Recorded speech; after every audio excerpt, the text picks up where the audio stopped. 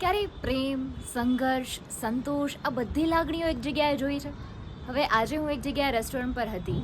ત્યાં એક બા અને દાદા બેઠા હતા અને બંને વાતચીત કરી રહ્યા હતા. તેમાં દાદાએ બાને કીધું કે આજે આપણા લગ્નની તારીખ છે તો ચાલ આપણે ઉજવીએ.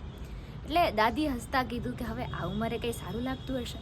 એટલે દાદાએ બહુ સરસ જવાબ આપ્યો કે દીકરાઓ માટે, પરિવાર માટે ઘણું બધું કર્યું છે, ઘણો બધો સંઘર્ષ કર્યો છે અને હવે તો વારો આવ્યો છે કે આપણે ઉજવી શકીએ, તો ચાલ ને આપણે લગ્નની તારીખ ઉજવીએ.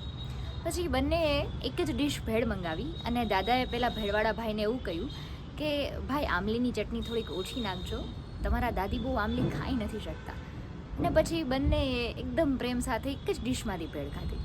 ઉજવણી બહુ નાની હતી પણ મને એક જ જગ્યાએ એકબીજા માટેનો જે પ્રેમ હતો, વાત્સલ્ય હતું અને એમની જે સંઘર્ષ હતો અને છેવટે એક જે મીઠો સંતોષ હતો, બધાના જ એક જગ્યાએ દર્શન થયા. એટલે મને એમ થયું કે જો સંઘર્ષ કર્યા પછી આટલો સરસ સંતોષ મળતો હોય તો એ સંઘર્ષ પણ આપણને વાલો લાગે, નહીં?